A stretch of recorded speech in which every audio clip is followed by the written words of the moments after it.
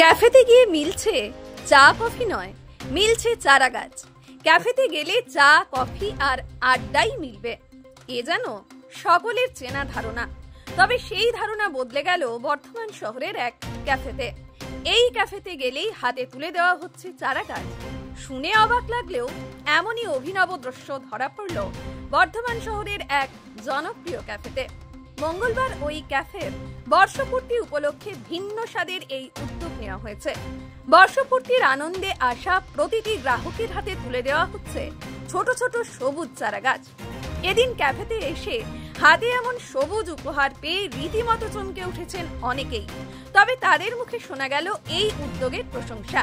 হাতে চারা গাছ পেয়ে উপরি পাওনার আনন্দে মেতে ওঠেন সকলে। ক্যাফের কর্ণধার সুদীপ ঘোষ জানিয়েছেন, ছোট থেকে গাছ লাগানোর প্রতি আলাদা টান রয়েছে, কিন্তু এখন গাছ কেটে ফেলার প্রবণতা বাড়ছে, যার জেরে প্রকৃতির ভারসাম্য নষ্ট হচ্ছে।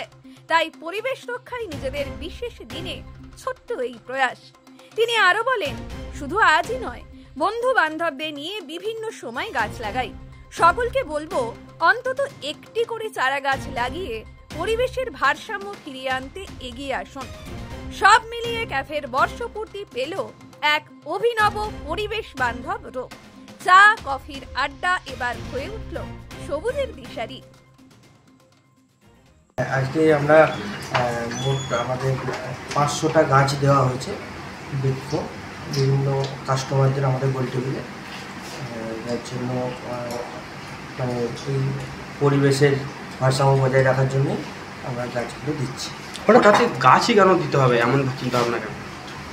পরিবেশের ভারসাম্য বজায় রাখার জন্য তো গাছটাই আমরা জানি যে সবচেয়ে ভালো জিনিস, তার জন্যই আমরা গাছটাই দেওয়া হচ্ছে। কী গাছ দেওয়া হবে? বিভিন্ন রকমের বৃক্ষ গাছ ছিল, তার মধ্যে মেহগিনি ছিল, শাল, সেগুন, অশ্বত্থ, চন্দন, বিভিন্ন রকম বট গাছ ছিল অনেক, এগুলো দেওয়া হচ্ছে। এটা কি প্রথম বছর? না, এটা দ্বিতীয় বছর। অ্যাকচুয়ালি আমরা ওই ভরা গ্রীষ্মে একটা প্রকল্প শুরু করেছিলাম যে জলছত্র আর কি। তো আমরা পথ চলতি মানুষদেরকে